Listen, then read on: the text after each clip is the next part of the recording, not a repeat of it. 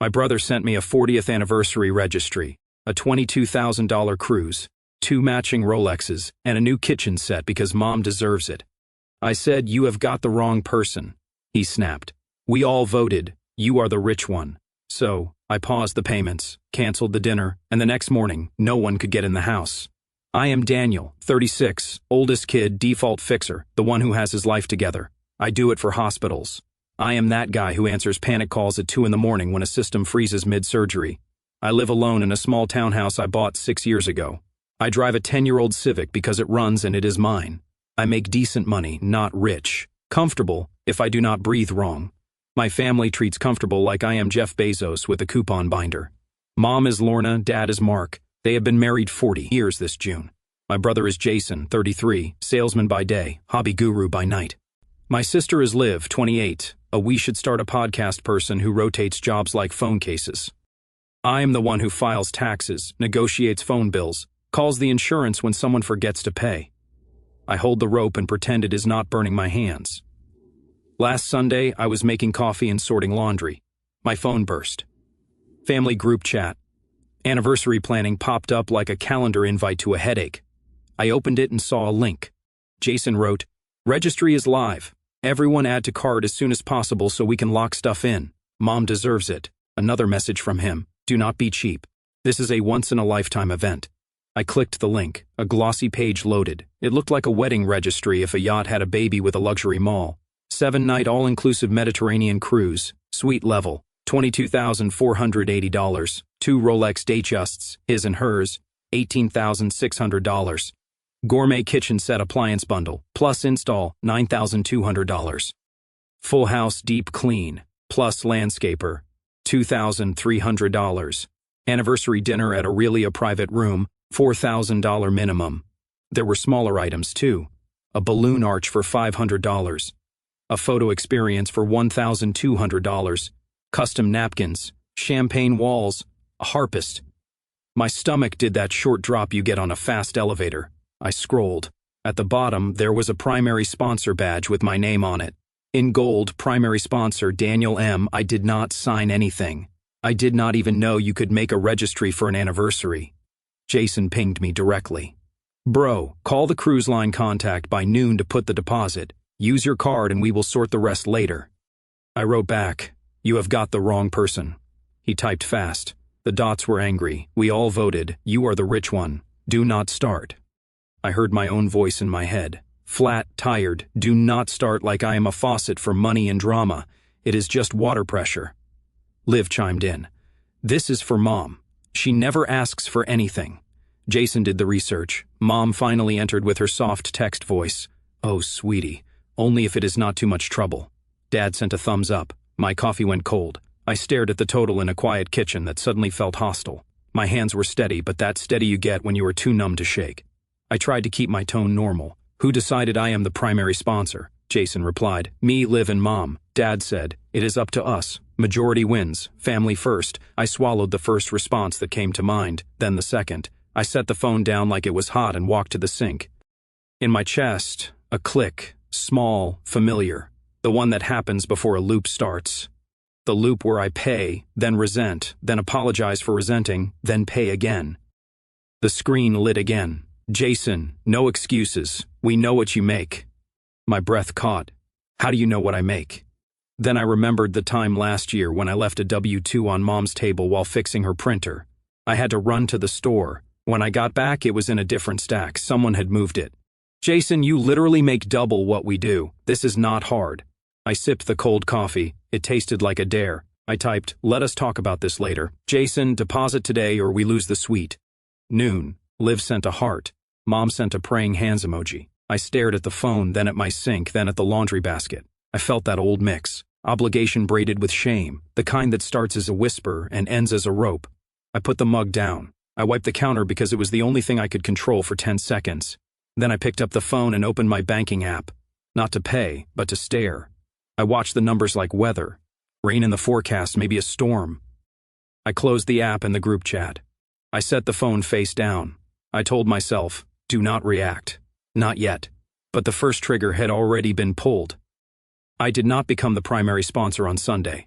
I was drafted years ago. It started small after college. Dad got laid off. Mom's hours were cut. I covered their power bill just this once. Then a car repair. Then a dentist bill. Then Christmas. Then New Year's. Then the property tax. We forgot. Jason was always in a bad month. Liv was figuring herself out. I had the job with benefits. I was single. I had the least chaos. So money slid my way like gravity. At first I kept a spreadsheet. Loan to parents had a column. Loan to Jason had a different color. Gift to Liv. Got no interest. I planned to square up when everyone stabilized. No one stabilized. The sheet turned into a confession. I got good at it. Negotiated the cable bundle. Switched their car insurance. Set up auto payments for mom's prescriptions.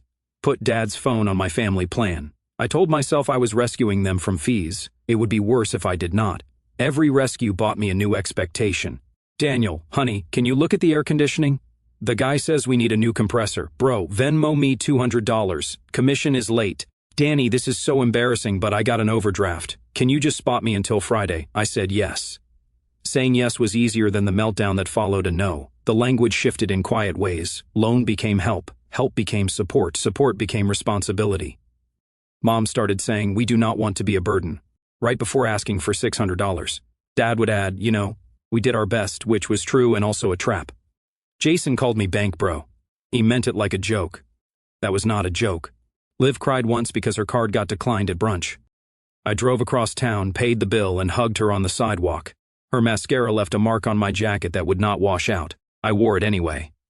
Over time, the request grew fatter while the thanks got thinner. 3 years ago, Mom had a health scare, a hospital stay, scans, scary words. I paid the out-of-pocket. No question. I would do it again. That is not the part one resent. What got me was what came after. Mom and Dad decided they were owed joy. They started booking little, travel things to live while we can. They asked me to just cover the flights because you want us to have experiences, right? Jason moved into a nicer apartment. He called it manifesting abundance. He also called me when rent was due. Liv bought a dog, then a second dog, then an Instagram for the dogs that needed sponsorships. I bought the vet visit when the little one ate a sock. Meanwhile, I gave up the idea of replacing my car. I kept the Civic, patched the bumper after a fender bender, skipped the trip I planned with friends because work got busy. It was not work. It was a surprise bill for Mom's dental implant and a temporary loan for Jason's tax bill. When I tried to set boundaries, the family system squeezed me back in. One Thanksgiving, I said, I cannot do Christmas presents for everyone this year. Let us do Secret Santa, $50 cap. Mom smiled and said, whatever people can afford is fine. Then she told Aunt Sharon the first was watching my pennies. Jason laughed and called me Scrooge in the group chat and posted a gif of Grinch. Everyone else sent laughing emojis. Another time I said, hey, I need you guys to pay your part of the phone plan. It is $35 each.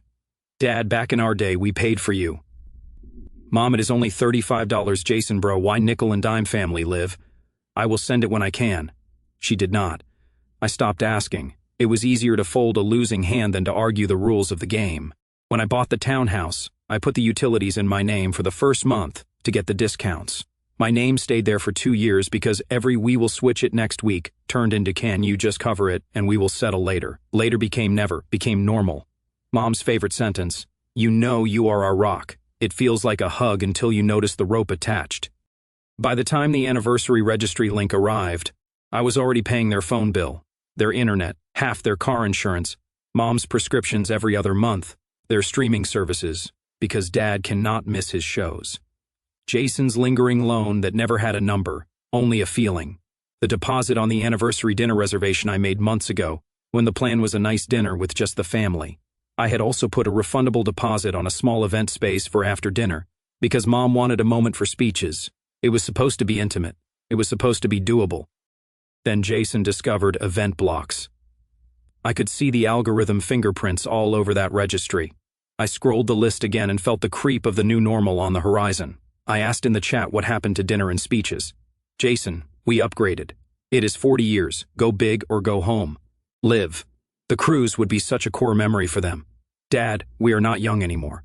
Mom, only if it is not too much trouble. I stared at that line. The only if that always means it is. I typed, we need to discuss budget. Jason, budget is tacky. He sent a screenshot of the cruise suite with a private balcony and a butler. There was a fruit plate staged by the ocean. I could literally smell the filtered air through the screen. Jason, deposit is $5,000. Do it by noon or price goes up. I checked my calendar. Noon was 90 minutes away. I was supposed to be at the gym. Instead, I sat at the table and did the math.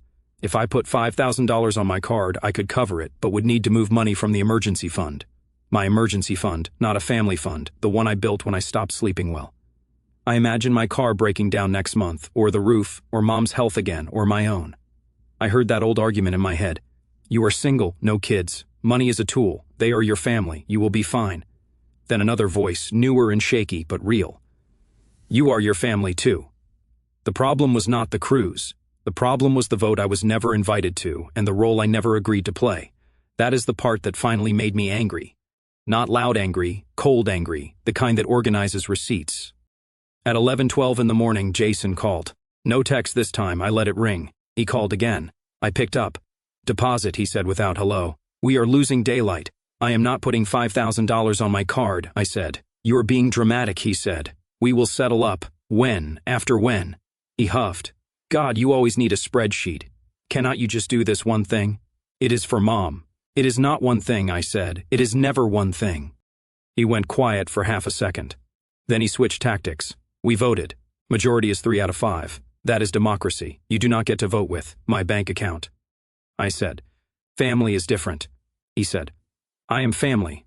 I said. I get a vote. You voted no. We overruled. He said simple. No. I said it. It is not. Silence. Then the thing I knew was coming. Bro, we saw your W-2, he said. It is not like you cannot. I closed my eyes. You went through my papers. Do not make it creepy, he said. It was on the table. Mom said you would not mind. She was proud. Behind the anger, I heard the smaller sound. Embarrassment. They measured me in a quiet room, then wrote the number on my forehead. Jason, I said, steady now. I am not paying the deposit. I am not the primary sponsor. If you want the cruise, you and Liv can figure out how to pay. He exhaled a laugh. That was not a laugh. Wow. Okay, you are really going to be this guy. This guy who has boundaries? I said yes. He went for the kill. Mom will be crushed. I stared at the dark TV across from me and saw my face in it. Tired, older than 36. Mom will survive a nice dinner, I said. She will not survive me burning out and vanishing. What does that even mean? He snapped. It means I am done being your bank, I said. Starting now. I could hear him pacing. He does that when he is losing. So, you are canceling the dinner too? He said, pushing a button. No, I said. I already put a deposit on the dinner months ago. That is my gift. The deposit stays. We will eat. We will toast. We will go home. He scoffed. You are cheap. I have given you 10 years of not cheap, I said. I have the receipts. He must have heard something in my voice. He switched to wounded. You are punishing us because you are lonely. That one hit like a slap. I felt the old shame, then watched it pass like a bad commercial. I'm protecting myself, I said. He went full volume. You are a traitor, he said. You think you are better than us. Without us, you are nothing. Who are you going to have when you are old? Your laptop, your Civic. I stood up. My hands were steady again. I will have a retirement account, I said. Do you want to see the line items of everything I have covered? Because I can share the spreadsheet, the phone bill, the internet, the car insurance, Mom's meds, Jason's taxes, Liv's dogs, the anniversary dinner deposit, the refundable event space, the $6,000 in flights last year, the temporary move-in fees, the overdraft fees, the property tax. He made a choking noise. You kept track. Yes, I said, because every time I did not, you told me it was not that much. He was quiet. Then he found one last lever. If you do not pay by noon, I am telling Mom you ruined her anniversary. Tell her, I said. I will tell her I saved her from debt. He swore. He hung up. I stood in my kitchen and felt something unclench. It was small and huge at the same time, like taking off a backpack you forgot you were wearing. I opened my banking app again. I scrolled to recurring payments. I paused 2 of them, the streaming bundle and the extra line on my phone plan that Jason added, just for a month. I took a breath and paused the 3rd, the automatic transfer to my parents' account that I set up 2 years ago to save them the trouble. Then I emailed the restaurant. I changed our reservation from a private room with a minimum to a regular table for immediate family only. No cousins, no balloon arch. I kept the deposit because I said I would. I canceled the event space. Refund requested. Finally, I opened the app connected to my parents' smart lock. I had added my account years ago because I was the one who paid for the lock. I changed the guest code that half the family knew because they would just pop in. I left Mom and Dad's codes as is. I removed Jason and Liv. I also removed family guest. I put down my phone. I waited for the explosion. It took 5 minutes, Jason in the group chat. Are you serious? I cannot get in the house. Liv, same. What the fuck? Mom, kids, is something wrong with the door? Dad, door blinking red. I typed no emergency. I removed guest access. Mom and Dad still have their codes. If you need to visit, ask first. Jason, you are being unfair. Liv, this is so controlling, Dan. Mom, sweetie, can you fix it before I go to my book club? I replied to Mom only. Your code still works. I will stop by tonight and show you. Then I put my phone on Do Not Disturb and went to the gym. I ran 2 miles and did not die. By 3 in the afternoon, my phone looked like a beehive. Missed calls, messages, voicemails labeled urgent. The group chat had turned into a theater. Jason, you ruined everything. Liv, you made Mom cry. Aunt Sharon, I do not know what is happening, but your mother is very upset. Mom, Daniel, I do not like fighting. This was supposed to be happy. Dad, we can talk later. I made myself a sandwich. I ate it. I called Mom. She answered on the second ring. I could hear the TV in the background. Some talk show audience was clapping. Hi, Mom, I said. She exhaled. Oh, honey, I'm coming by after work to show you the door. I said, your code works. I removed the guest code. That is all. Silence. Then soft. Jason said you canceled the cruise. I did not cancel the cruise. I said I never booked it. She took that in. He says you canceled the dinner. I adjusted the reservation, I said. We are still going. My gift is the dinner. Just us. No extras, no harps. She tried a different angle, but the cruise would have been so special. For who, I asked. I kept my tone kind. For you or for the people watching you? She did not answer. The TV audience laughed at something. Mom, I said, I love you. I want to celebrate you. I cannot fund a show. I won't. She sighed. You know, we did not do right by money sometimes. I know, I said, and I helped a lot. I know, she said. The words were small, but they were there.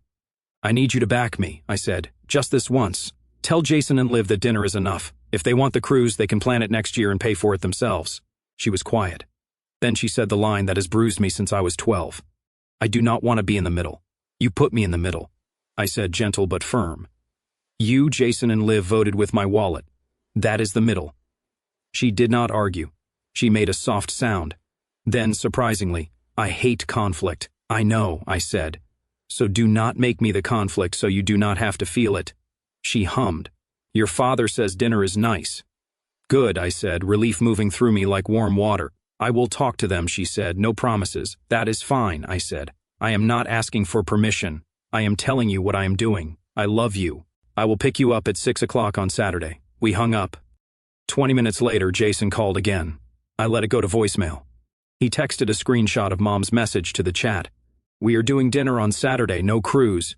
Jason, so you manipulated her. Liv, this is so sad. Aunt Sharon, dinner will be lovely. With 10 heart emojis. Dad, what time? Saturday. The tone shifted. Not calm, but less fire. At 5 in the evening, I drove to my parents' house with a spare keypad and a print out of the manual because I know my mother. Mom hugged me at the door. She looked smaller than she did in the chat. Her eyes were puffy. The TV was still on. The audience was clapping for a surprise makeover. Show me, she said. I showed her how to use the app. I set her fingerprint. I set Dad's fingerprint. I showed her how to add Jason and Liv temporarily. When they visit with you, I said, you can add them for the day, then remove. She nodded, absorbing it like a recipe. She made tea. We sat at the kitchen table. I know you have done a lot, she said. She kept her eyes on the steam. I have, I said. She looked up. I did not know about all of it. That is because when I tell you, you say you do not want to feel guilty, I said. So, I stopped telling you. She flinched. Not because it was mean, but because it was true. We were quiet. Dad came in from the garage, wiping his hands on a shop towel like he was stepping into a scene. That thing with the door is fancy, he said. Can I still use a key? Yes, I said. You still have your key? He nodded, relieved by something simple. He sat. He cleared his throat. About the dinner, he said, eyes on the table. I told your mother $4,000 for one meal is insane. It is, I said. He shrugged. She likes to feel special. I do too, I said. Sometimes I would like to feel like a son and not an ATM. He did not laugh. He looked at me like he saw me in a new light. Fair, he said. I took out a folder. Yes, a literal folder. I had printed a one-page summary from the spreadsheet. Not every line, just the totals. Parents, $18,430 over 5 years. Jason, $7,950. Liv, $3,680. Miscellaneous, $2,100. Total, $32,160. Not counting time, gas. Calling customer service for 3 hours while on hold. I slid it across the table. This is not to shame anyone, I said. It is to explain why a $5,000 deposit is not just a deposit to me. Mom read it. Her mouth dropped a little. She put her hand over it like a cough. Dad whistled low. Well, I will be damned. Mom's eyes filled. Daniel, I did not bring this before because it turns into a fight, I said. Then I am the bad guy for keeping track. Mom shook her head. I am sorry, she said. The words were small, but they existed. I am not asking for repayment, I said. I am asking for boundaries. Dad nodded. About time, he said, and I almost laughed. We sat with it. Not comfortable, but real.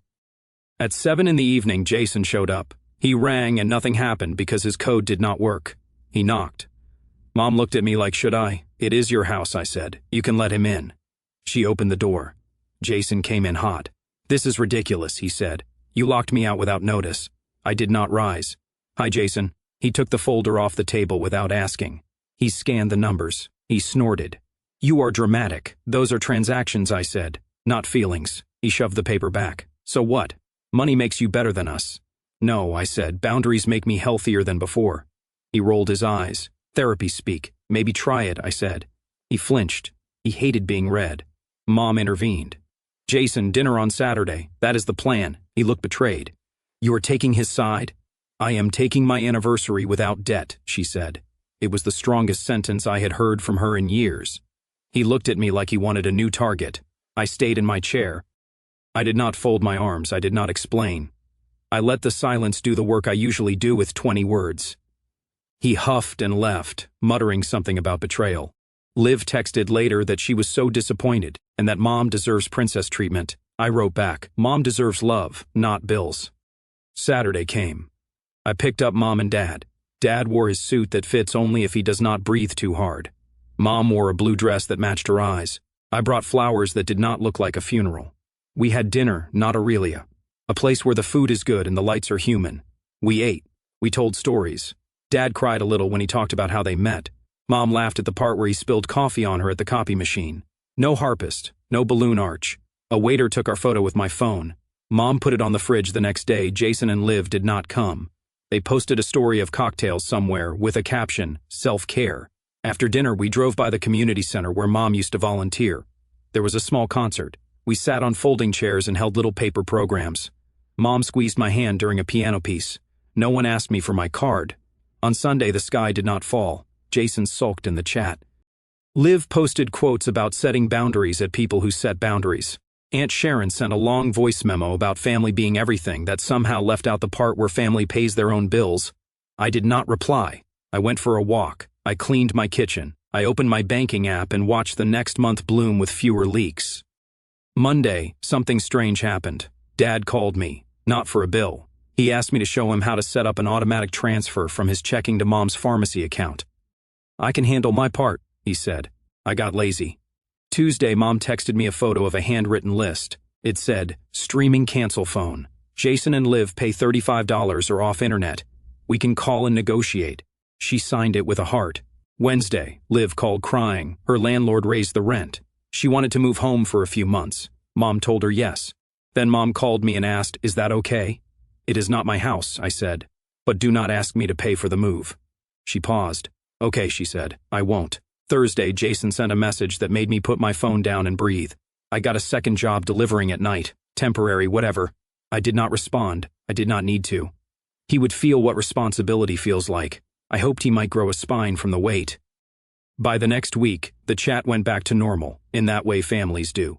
Pretending everything is fine because everything is not actively on fire. But something had shifted. A small space opened where my yes used to live. It was not empty. Looking back on it all, I feel a quiet lightness I haven't known in years, like I finally set down a weight I didn't even realize was crushing me. For so long, I was the fixer, the rock, the one who held everything together while it slowly chipped away at me. I told myself it was love, duty, family. And it was, in part. But it was also exhaustion, resentment building like sediment in a riverbed, clouding everything until I couldn't see straight. When Jason sent that registry with my name stamped as primary sponsor without a single conversation, something inside me snapped, not in rage but in clarity.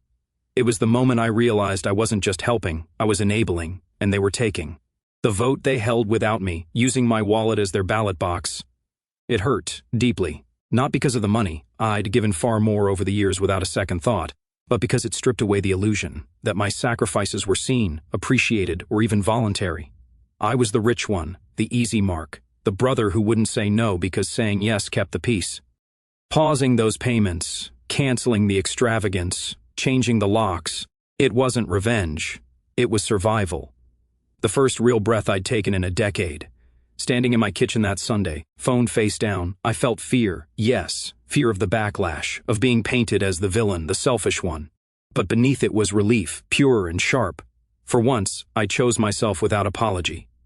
Talking to Mom that evening, seeing her eyes widen at the spreadsheet, hearing her quiet, "I'm sorry." It didn't erase the years, but it cracked the door open to something honest. Dad's about time nod. Jason's huffing exit. It all confirmed what I'd known but ignored. Boundaries aren't betrayal, they're the foundation of real respect. And Liv's disappointment, Jason's second job. Maybe it'll force growth. Maybe not.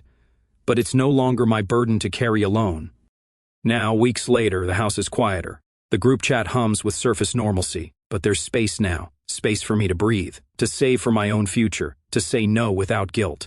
I still love them fiercely, I'll still show up for the real emergencies. But I'm done being the default solution.